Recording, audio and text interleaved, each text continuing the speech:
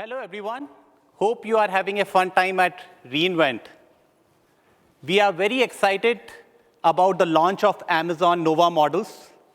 And as part of this session today, we are going to talk to you about how these models were developed, what kind of challenges that we ran into, what are the learnings that we took out of those challenges, and how we productize those learnings in SageMaker HyperPod so that you can take advantage of all these learnings if you are building or fine-tuning foundation models.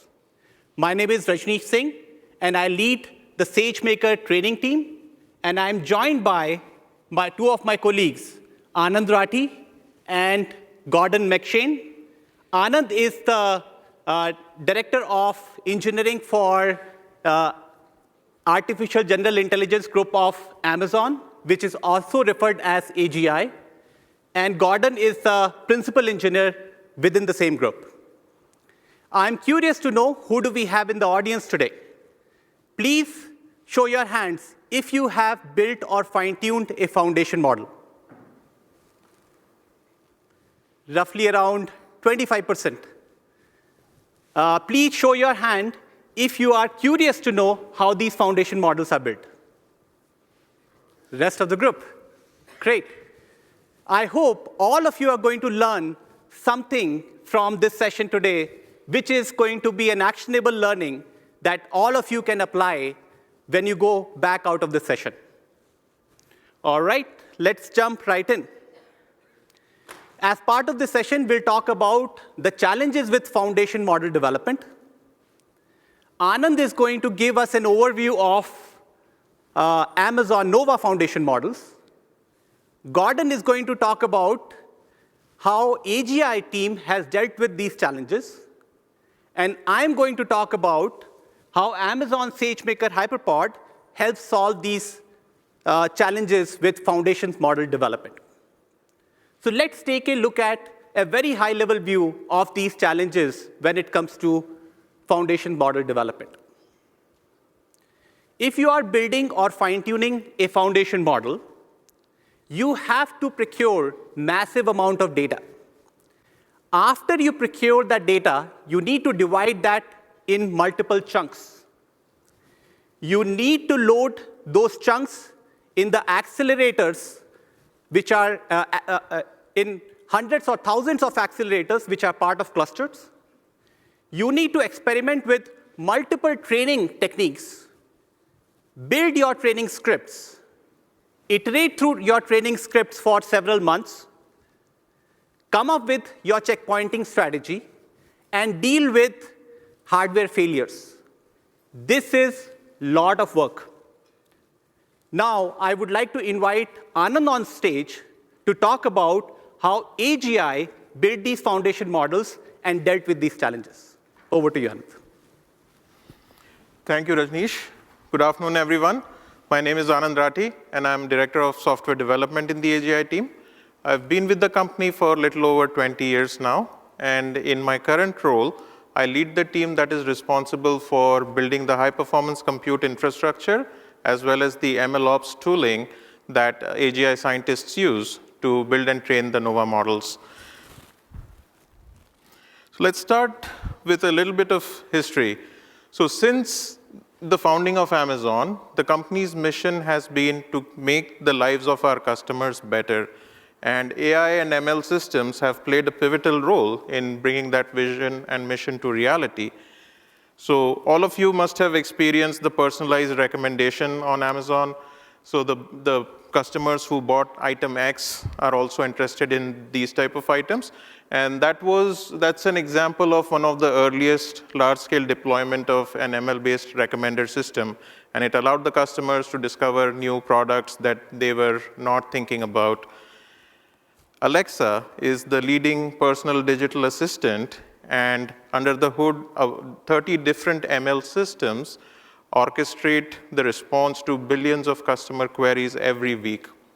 And these can range from asking about the weather or other information, discovering music or other video content, controlling your smart home devices, and a whole slew of other things. Our Prime Air drones use computer vision models to navigate complex terrain, and they are starting the pilot runs to deliver packages to the customer in 60 minutes or less. That's very exciting and impressive. Our fulfillment centers have hundreds of thousands of robots and associated AI/ML systems working together to ship millions of packages to our customers every single day. And this is just the tip of the iceberg. Across the breadth of the company, we are seeing very strong adoption of AI-based technology to continue to drive and improve the customer experience. And we put the decades of experience and expertise we have to build the Amazon Nova family of foundation models and share it with our customers. You must have seen the announcement yesterday. Just a quick recap of these models. So the workhorses of the Amazon Nova family are Nova Micro, Nova Lite, and Nova Pro. Micro is a lightning-fast foundation model that supports text on input and text on output. But if you want something more sophisticated, you can go up a tier to Lite or Pro. Both of these models support image and video in addition to text on the input modalities, and on the output modality, they are text-based. In addition to these three, we have also GA'd Canvas and Reel. These are text-to-image and text-to-video foundation models. So customers can generate images and videos with simple text-based prompts. And they also provide advanced controls, so like camera panning and other aspects. So you can control the output of the model to your needs and desires. And in Q1 of next year, we will be releasing Amazon Nova Premier, which is our most capable multimodal model with advanced reasoning capabilities. And we are seeing very good adoption of different teams and businesses that are starting to use them within the company itself. So brands of all sizes can now generate creatives for their ad campaigns that can resonate and engage with their customers using just a few clicks, providing simple description of the products they're selling, and you'll have the material ready to start your advertising campaigns. Similarly, Prime Video is using the Nova models to automate generation of episode and season recaps. So anytime you are watching, like starting a new season, there's a short recap video, right? And generating that takes weeks of manual effort. But with these models, they can ingest the video, identify salient plot points, story arcs, and come up with a recommendation of what that recap video should be like. And thereby it cuts down the amount of manual effort it takes from weeks to days. The developer tools is an extremely fertile ground for deploying these models. They can do a range of activities. They can act as a coding assistant. They can act as an operational assistant. So if the engineer is paged to deal with an operational issue, they can automatically collect a bunch of data like latest metrics from your dashboards, deployments, and so on and so forth, and automatically provide that. So by the time the engineer starts looking at it, they have a nice ready-to-consume summary, thereby cutting down the troubleshooting time. In addition to that, they can do adjacent tasks like generating documentation or generating unit tests, so thereby improving developer productivity substantially. Other operational teams are also seeing gains from this family of models. So for example, AWS Field Engineering supports various AWS customers, and they use a system called Genie. And now with the power of Nova, Genie can ingest complex system and other architecture diagrams from the customers. And based on AWS best practices and documentation, it can identify optimization opportunity, thereby enabling the field engineers to be more responsive and support the customers better. So we are super excited to see, as these models are GA'd, what customers are able to do with them. Let me also give all of you an overview of what goes on in building these models, because it takes more than a village. So as Rajneesh mentioned, you start with acquiring large volume of data, and you want to have diversity in the data. So both diversity in terms of the content itself, across languages, across modalities. And once this data is available, it needs to be processed, during which time we filter out irrelevant content. We filter out toxicity, bias, duplicate content. And then we apply normalization and tokenization techniques and package the data so that it is ready for consumption. In parallel, the science team is running experiments on various model architectures and hyperparameter tuning so that they can identify what is the right type of model they want to build. Once these two steps are done, you're ready to kick off the large-scale training run. And this is comprised of two parts, a pre-training phase and post-training or fine-tuning phase. Pre-training is the most compute-intensive part of the process, where taking the model architecture and the various hyperparameters, so we have those training recipes, we bring in the data, and we fire up large compute clusters. And for a model like Amazon Premier, the cluster can span hundreds of, from tens of thousands to maybe even approaching 100,000 accelerators, and the duration can be up to months. So we need to ensure that we are monitoring the system metrics for any signs of anomalies or stragglers and slowdowns. And in parallel, the science team is also closely monitoring the loss curves of how the model is progressing and whether it's on the right trajectory. And if not, we will pause the run, they'll go back, adjust either the data mix or some parameters, and then we'll resume from that point. And once the sufficient volume of training tokens have been consumed in the model, it's handed off to the fine-tuning stage. During fine-tuning, so what comes out of the pre-training stage is a highly generalized model, right? And so fine-tuning then makes it more specialized. So the model is kind of taught how to do instruction following, or it's specialized for conversational AI type capabilities. And once that step is done, what we get is a highly capable but expensive to run teacher model. So to make the inference economics of these models sustainable, what is done is there are techniques such as compression and distillation that are applied. So the model can be packaged into smaller but equally capable models. And once we are satisfied with the performance of the model on various benchmarks, both internal and external, they are ready to be vended through systems such as Bedrock. And again, based on there's no one size fits all, so we offer a suite of different model sizes and capabilities, so customers can choose the one that matters, can give you the best performance. And sometimes even the best model is not meeting your needs, so we also offer the customers the ability to bring their proprietary data and do custom fine-tuning of these models so that they are even more specialized for what you're trying to do.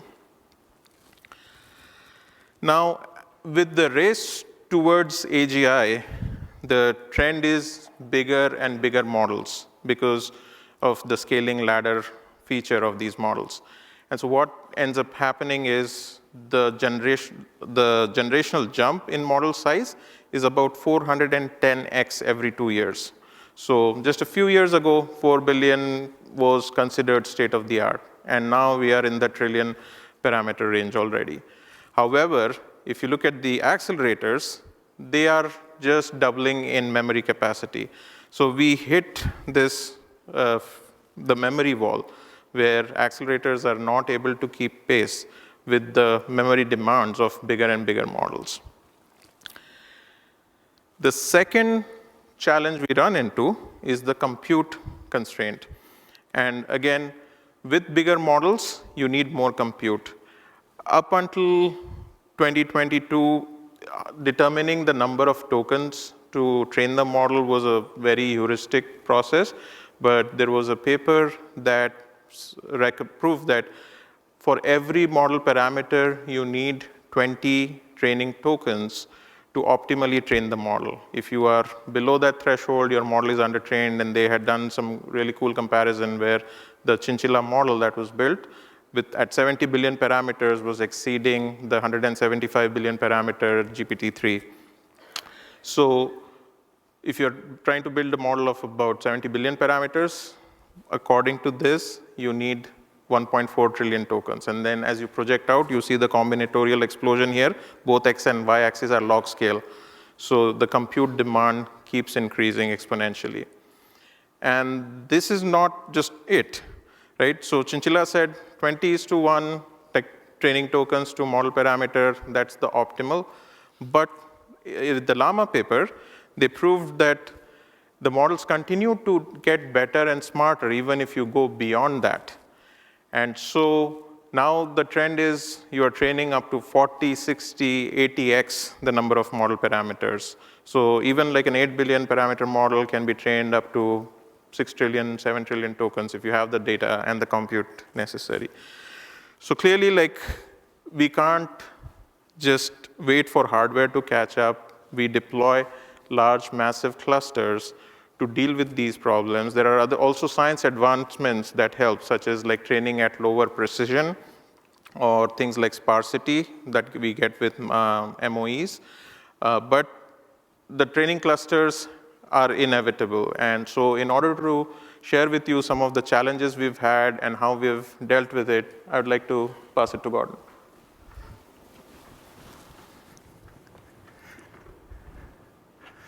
Thanks, Anand. Hey, folks, thanks for coming. I am a PE in the AGI organization. I work under Anand, and I focus on infrastructure.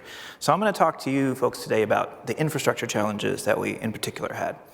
So let's get concrete quickly. We'll talk a little bit about the physical infrastructure that we have, and then we'll move on to the problems. So at the lowest layer here, we've got our compute and storage. So we're using, obviously, EC2 accelerated instances here, and we're using a large fleet of them. We have many different combinations, actually. So we have P4DEs, we're using P5s, we're using Trainium 1 and Trainium 2. Andy just announced that, so we were happy to test drive that for you folks. So we're also using EFA, which is an interconnect between these high-performance instances. That's very important because these days, these very powerful instances are I/O bound. So this EFA, or the Elastic Fabric Adapter, is providing basically microsecond latency and gigabits, hundreds of gigabits per second, 50 gigabytes per second. And then on the right there, we've got FSX Lustre, which is our block store that we use. So this is a very high-performance HPC class network attached store. And we use this for many uses, but it predominantly comes in really handy when you need to do data shuffling and you need to do repacking on the fly, because that usually requires a lot of random access to data. And then, of course, we have S3, which is backing everything up for us. It's our object store. And we use this, because it's secure, it's highly reliable. But we over the years we've learned how to scale this out nearly infinitely. And the S3 team is amazing at this, and they've continued to expand upon these features with the new Express Zone, which is providing even more local, high-performance, low-latency capacity. So we save our checkpoints there, and we stream a lot of our multimodal data out of S3. So on top of this, we put it all together with the Amazon HyperPod product. So managing all of this infrastructure and all of this at a lower layer is extremely time-consuming. Each of these stack layers has different drivers. The CUDA versions that you're using, the Neuron versions that you're using, the EFA versions, all of these different components, the Nickel versions and the NCOM versions. All of these things kind of boil down, and you need to get them all in the right stable and performant configurations. And so HyperPod is basically our control plane. We're able to deploy these clusters really easily and then maintain them, upgrade all of these instances on the fly, and they're also helping us to monitor them as well. And I think one of the things that really struck me this year with this product was at SageMaker HyperPod team really seemed to get it. It's basically about optionality these days for the features that we need. The stack in the open source community is thriving. There's just a lot of different options out there that we need to test, try. And one of the things that HyperPod has done is they've allowed us to choose the specific scheduler that you want. And internally, we are highly dependent upon Kubernetes, and particularly EKS.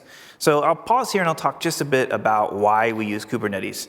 It turns out that the diversity of workload and the heterogeneous nature of all of these host types that we use really requires us to be able to quickly transition between different configurations on the fly. So as Anand was saying, we need to do distillation one day, then we're doing pre-training, then we're doing some other post-training activity like reinforcement learning. And EKS is, on top of HyperPod, is really providing that agility to change the overall configurations. So I'm going to touch upon two more things. I won't go through all of this, but I'll point out that there's MWAA up there, which is actually the managed version of Apache Airflow in AWS. So we use that in combination with MLflow to get really great reproducibility of experiment through here. So our scientists love actually using Airflow because they can define, they're doing a lot of their training scripts and their training code bases in Python, and they're going to leverage Python again as they define these things to do hyperparameter optimization and ladder training, things like that.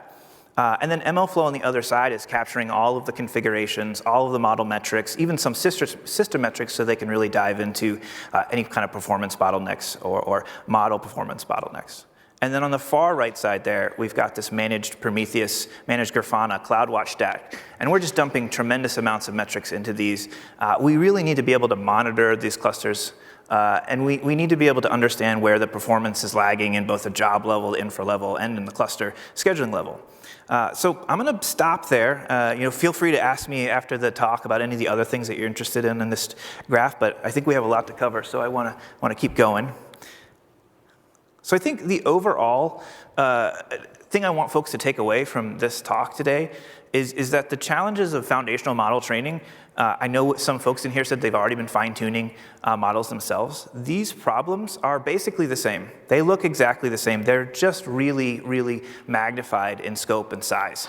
So we're going to do a simple metaphor here, a simple analogy. Like say you're taking a car drive, you've grabbed a bunch of H100s and you throw them in the back of the car and you're going to drive interstate.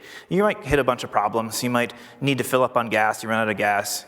You might need to change a flat tire. You might even need to push your car into a dealership and replace some kind of component like a hydraulic system or an engine part.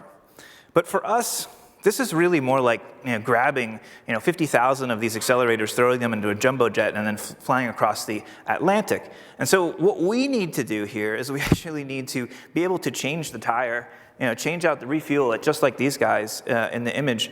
And we need to be able to do it without actually landing the plane. We're not going to land it in some dirt field somewhere. We've got to keep this thing in the air. So with that said, let's talk about the problems and the solutions. So Anand mentioned there's a bunch of these walls, right? There's the memory wall and the compute wall. So we're going to talk about how high those walls are, and then we're going to talk a little bit about how we can use some parallelization strategies to climb over those walls. Now, climbing over those walls is somewhat of a problem creating, a solution to a problem creating more problems, and we'll see that too. And then we've got entropy, which is just basically the more components you throw into a system, the more definite you're going to have struggles and problems. So let's start with the memory wall. So how bad is this memory wall? Luckily, it's linear. So every time we add another parameter to the model, the commensurate memory increase is going to be the same. So let's make this concrete. Let's take what was state of the art maybe 5 years ago, a 4 billion parameter model here. And let's take the number of bytes that on average we'll need for maybe a single precision or a BF16 if you're familiar model size. So weights, activations, optimizer states, we're going to throw that all together. And then we're going to need about 72 gigabytes of memory to train this. So obviously that's not something that you're going to get in your home laptop, but it is something that we can actually find in modern hardware today. H100 now has 80 gigabytes of RAM. The P4DE also had a considerable amount of memory as well. So we can probably fit that in there. We might have to do some rejiggering, close some Chrome tabs, but we're gonna get it in there, right? But let's talk foundational model size then. Today's foundational model size. Now we're at 400 billion parameters, and I've sort of chosen that arbitrarily. It's kind of where the industry's at right now. So making no claims that it's actually foundational, but let's just use it. So times 18, now we're looking at 7.2 terabytes. Now obviously that's not going to fit in a single H100 anymore. Actually, it's going to take about 100 H100s or 12 P5s. So not terrible. Not everyone has 12 P5s that lying around that they can leverage. And this has some knock-on effects as well. Now the model weights and the model itself, the checkpoints that we're going to be saving to persisting to some store is now 7.2 terabytes. And you're going to want to do this as often as possible, in the order of seconds. And so now you're going to be putting petabytes up into some store. And you need to figure out what to do with that and how to do it fast and efficiently. Now let's move on to the compute wall. Are we any better off here? So we're not. This is going to become a theme in this talk. As the number of parameters is increasing, we actually have a quadratic or greater increase in the amount of compute that we need. So Anand mentioned something to that effect, 40 to 1, and it's growing. Actually, we're seeing continually increases in the need of compute to train optimally. So we're going to do the same thought experiment here. We're going to take 4 billion parameter model, and then we're going to take 160 billion tokens, and we're going to pass it through there, and then it's about 6 floating point operations to do this. So then we're looking at about 3,840 exaflops. So that's actually a lot of compute that's required even there. So let's take that 12 P5s that we had the 400 billion parameter model loaded into, and let's actually train this 4 billion parameter model. Well, it turns out we can do that if everything goes perfectly in about a day. So we're not doing too bad here. So let's push it up to the 400. Now we're looking at 16 trillion. And then we're looking at 38 million exaflops. So if we took that same 12 P5s, well, if we did it now, and we had, my kids would basically be in college. It would take us about 20 years to train this. So obviously this is a big problem and a big challenge. So how do we solve this? We actually need to invoke some pretty gnarly parallelism strategies. So we'll start in our happy place here, where everything fits into that one GPU or NPU. The first thing that likely comes up is we need to actually deal with very computationally expensive layers in this model. So particularly the attention layers that you've probably heard of. The transformer model has these very, very specialized attention layers. They're actually the layers that are creating that quadratic nature of these models. We're going to need to actually parallelize this. So the width of the model is what's really telling us the parallelism that we need. So the width, in this case, in these models, is basically related to the context length that you folks are probably familiar with if you've used any of these models. It's like how much context you can put in that bedrock window before you click send. That's what's generating some of the width that needs to be taken care of. So we use something called tensor parallelism here. We're going to slice the individual layer horizontally, and then we're going to spread these calculations across this. And you can probably imagine that as we spread these calculations, we're then after we do this, it's going to be a matrix multiplication or something like that. We're going to need to then aggregate all of these results together. So this actually becomes very chatty on the network.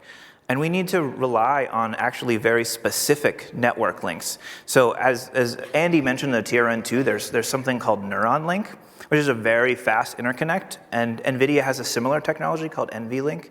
And basically, we're only able to really do this type of parallelism efficiently when we use those hundreds of gigabytes per second links. So now we've got the width taken care of. Now it's about the depth, right? So the deeper these models are, they tend to become more smart, if you will. I don't have any claims on what that actually means, but they actually are able to handle tasks much better the longer and more deep these models are. So we end up using something called pipeline parallelism. This is where we take sequences of layers and we split them up across stages. And we'll actually we'll do computations in each stage, pass them on to the next stage, and continue computation of the next sample in the prior stage. And you can see here that this is a pretty efficient way, but there are actually some very clear inefficiencies. So if that third stage at the top there is the bottleneck, then everyone else is going to be waiting on that. So a search term you folks might want to look up, and we deal with this every day, is pipeline bubbles. And this is where those occur, where we get stuck waiting on these layers. So now we're in a good position. We can actually get to that point we were talking about where everything is loaded into that 12 P5s, but we're still stuck at about 20 years of training time after we've done all this kind of parallelism. So we need to introduce a third type of parallelism, which is data parallelism. So this is actually pretty simple. This is almost horizontal scaling. What we do is we take those 2D matrices of GPUs and NPUs, and we just replicate the model. We pretend like we're training 10, 100 models together, passing them individual data shards, and then after a while, we'll decide to reconcile against all of them. We'll collect all of the values, we'll average them, we'll send them back out to these different replicas, and we can basically do this ad infinitum until we reach some sort of diminishing return where the overall synchronization cost of all this is reaching a maximum. So if we have all of this, why is distributed training so hard? I seem to have solved a lot of these problems, right? Well, let's take an easy distributed or an easy parallelism problem. So you probably have noticed over the past maybe 2 decades that something like MapReduce that Google introduced a while ago and now is formalized in Apache Spark. People are doing this type of embarrassingly parallel, is called parallelism, all the time. It has 3 key characteristics, right? One is it's usually stateless. So you don't have to, the processor worker that's handling a piece of data doesn't need to remember what it's done as it accepts the new piece of data to calculate. And then they're mostly independent. They don't need to converse between each other over the network. They can just do their thing, pass it on down the pipeline, and continue working. And it's also unidirectional. Input in one side, output on the other. So guess how we're doing with distributed training? Not good. Not good at all. So it's highly stateful. So every node in this graph holds key information. Each of the model weights that we are desperately trying to capture as part of our artifact, and they're highly independent. We learned that in tensor parallelism and in data parallelism, we need to synchronize every so often to actually make progress on training. And then also, folks who are familiar here with training itself, we know there's usually a forward pass where we actually do the inference on the model, and then we calculate the loss, and then we do a backward pass through the whole thing again as we update all of the values to respect that new loss. So it's tough, right? And so we have to use a lot of strategies to minimize the cost of these detriments. So in the end, though, I think the one thing that ends up creating a lot of challenge for us is entropy. And I'll just use my layman's definition of all of this. It's the phenomenon where roughly if you add more components to a system, you're adding more points of failure to that system. And if you depend on that entire system operating correctly, the statistic probability of the whole system failing is going to go up. And so what we're doing is we're taking like tens of thousands, 50, 60, 70, 80,000 accelerators, or putting them together with tens of thousands of hosts that have CPUs of themselves, they have NICs, they have memory, and then you're running them as hard as you possibly can for 3 to 4 months at a time. We give them no break, no vacation. So essentially failure is just, it's a reality. So it's such a reality actually that we see failures at this scale 10 to 20 times per day. And that's not just Amazon internally, that's also a lot of the literature out there is saying that this is what folks are seeing. So we have to learn not how to reduce the fault rate, we have to learn how to deal with the fault rate. So before I go down that path of explaining exactly how we deal with all of this, I'm going to take you to the things that keep me up at night, the problems that we actually see. So the best case scenario that one of these faults comes from something like this. Luckily, it's basically a GPU or NPU. It just goes poof, right? It just disappears. It's no longer, the driver's crashed. It's no longer there. It's no longer doing its thing, and it's telling me and it's telling our system that it's not going to actually be able to compute any more data. We usually get some sort of cryptic message like I'm falling off the PCI bus or an XID error from NVIDIA. But it's great because you get these kernel log messages that basically say, I'm done, find somebody else to do this work, right? But then the next one, which is not quite as good as that, but still not the worst, is we have to deal with external factors. In this case, it's cosmic rays, right? So we have a lot of challenges with just these free particles that are actually striking our RAM and flipping bits, right? And modern hardware has really found a bunch of ways to deal with this. I'm sure folks here have probably heard of things like ECC memory that allows us to remap these memory rows as they go wrong. But essentially, we need to take care of these, and we need to reboot these hosts. And so if you've got 20,000 hosts that are in need of some repair, at some state of needing repair, then these cosmic rays really start to creep up on you. So the final class, I think these are the ones that are really, really keep me up at night. This is when the hardware doesn't tell you anything. It's actually just not working to spec anymore. The industry has taken to call it silent data corruption, or SDC. But this is literally when the math isn't mathing anymore. When the multiplications are subtly off in some processor on the GPU, and downstream we're seeing subtle model corruption, right? Loss curves, grad norms, all of these things start to go haywire. And it might take us hours to see this actually happening. And then when I'm called in is basically, now I need to stop the model training and then figure out which one of these hosts is doing something subtly wrong. That's like a needle in a haystack when you're looking at 20, 30, 40,000 accelerators. So I guess the key here in this slide is just basically you need to learn how to deal with both errors that are both systemic and have error messages, but you need to be able to detect other types of errors that are just secondary. You only can kind of get the symptoms. You can't actually easily diagnose them. So how do we live with all of this entropy? How do we live with all this failure? So the thing that we learned very early on that we had to really accept and design for chaos.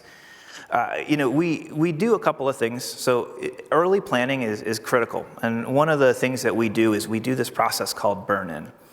Burn-in, we've taken this terminology from the manufacturing industry. It's a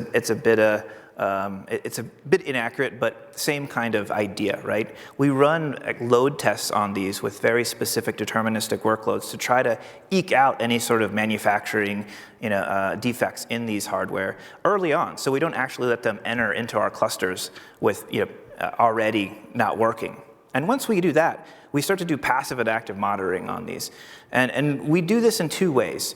We're looking for those things like I was talking about before, those kernel logs, and the driver logs, other metrics that are coming off these accelerators.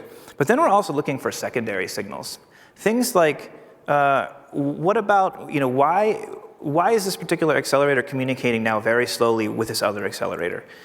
We've baselined this before, and we know that this should be 10 times faster. Well, we know now that that is probably about to fail or about to have some kind of issue. And then we've also learned that, I was talking before, is just to save all of the time. Actually do the work to figure out how to save efficiently and asynchronously. And then Amazon has a luxury here of having a small amount of redundant capacity. So what we've been able to do is we've actually been able to keep hot spares sitting around, rating at a breakpoint, ready to start training. So whenever those things happen, any of those cases of error happen, we're absolutely ready to just tag in a new host. The other thing we do is we measure everything. We are collecting a tremendous amount of metrics. We do it from all of the layers of the stack, up from the model to the host. And I think the key here, though, is once you have all of this data, you also need to meaningfully visualize all of this data. So you have it all, but it's in such large volume that unless you've turned this into a meaningful dashboard that actually takes the shape of the model or the cluster or the data center that you're using, which you can now do as anyone at AWS using those ML topology APIs, by the way, you can meaningfully visualize this and you can figure out, hey, is this a problem in this area of the cluster? And really quickly isolate those problems. And the third thing here is just knowing your KPIs, working all of these metrics back into some sort of high-level KPI like good put. Now, good put is something we measure just to tell us how much of the time that we have these models up and running, they're actually doing something valuable. They're actually contributing to the overall outputs of these models. So things like saving checkpoints, restarting the infrastructure, reloading the model back into memory, or restreaming data, all of this stuff does not count towards that. And so we're always striving to get to 95, 96, 97, 98% good put. And then finally here, we fail fast, and then also we need to recover fast. So we don't even wait. We see any kind of trouble, we just crash. We crash immediately, and what we do, though, is we prioritize the recovery. We only crash the things, or we only tear down the things that absolutely need to be torn down. So when you're training in a training process, and you've got 40, 50,000 accelerators, there's an individual process associated with each of those. And if you tore all of those down and all of the containers that are running those processes, it would take minutes, of maybe 10 minutes to rescan them all up. But we don't do that. We only restart the individual processes themselves. And we also do things like caching of model data indexes and things like that, so we can go from crash to start in seconds. And also, I was mentioning that before, it's all about optimizing that checkpoint frequency at this scale. Every time, if we only checkpointed, say, an hour or every 2 hours, that means every time we would crash in that 10 to 20 interval would mean we'd need to go back 2 hours. We'd actually lose time if it took us that long to recover. So the cool thing about all this is my pain is your gain. I spent a lot of time with Rajneesh and his team, and we've collaborated a lot on these features, and they've gone straight into HyperPod. So he's going to come back up here and tell you about all the cool things that he's done to bring this to the product. Thank you, Gordon. You heard Gordon talking about the challenges which AGI team has run into and how they have addressed it. The good news here is we have productized all those learnings in SageMaker HyperPod for all of you to use. So you don't have to encounter these challenges and problems all by yourself. You can use SageMaker HyperPod to deal with entropy, to deal with memory wall, or to deal with compute wall. SageMaker HyperPod is a resilient environment. It provides self-healing clusters, which has deep health checks built in. If you are looking to use any of the parallelism technique, whether it is data parallel, tensor parallel, pipeline parallel, we offer optimized libraries in SageMaker HyperPod, which are built in and integrated as part of the product. If your data scientists are looking to use a user interface for submitting these jobs and managing these jobs, these user interfaces are also there in a tool called SageMaker Studio. If your data scientists are looking to use CLI, command line interfaces, even HyperPod CLI is also available. If your operators, such as MLOps engineers, are looking for container insights, even container insights are available through SageMaker HyperPod. So let's take a look at the core elements of SageMaker HyperPod. SageMaker HyperPod offers EC2 Ultra clusters with EFA with high performance storage. A lot of it was talked about by Gordon. It offers the software layer, starting with hardware drivers, communication libraries, frameworks, and optimization libraries. Both of these elements, such as infrastructure as well as software, these are optimized for Amazon infrastructure directly offered through HyperPod. If you look at these layers, a failure can happen pretty much anywhere. It can happen with infrastructure layer. It can happen with software layer. So let's take a look at how HyperPod deals with it. HyperPod offers automatic fault node replacement.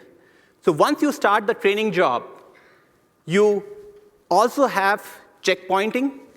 And when these checkpoints are taken, you store the state of the model or state of the training process at that time.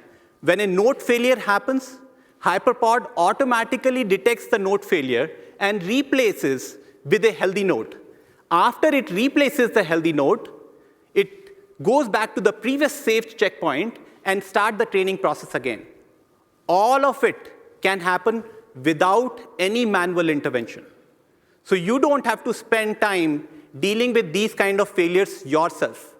And customers tell us that this is helping them to utilize and reduce the training time in a pretty significant way, as well as reduce their cost for training these foundation models in a pretty significant fashion. In case you are looking to override the automatic faulty node replacement and you want to do it manually, that option is also available. So after you deal with failures, you would also like to take a look at how to improve utilization for this expensive infrastructure, whether you are using GPUs, whether it is the utilization of the cluster itself.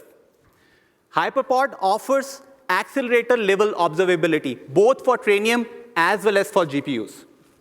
Using this observability, you can iterate on your training scripts and maximize the utilization. And similarly, on the cluster side, many of your teams may use the same cluster, and the same cluster can have multiple training jobs running on it, and you can distribute and assign priorities for those training jobs to drive higher utilization. So these tools are pretty handy. As Gordon was talking about, AGI team has taken a dependency on some of these tools, but HyperPod provides a lot of flexibility. If you take example of orchestration, HyperPod offers Amazon EKS as an orchestrator. It also offers Slum as an orchestrator. It provides different type of job submission tools, observability capabilities, and rev training and tuning interfaces.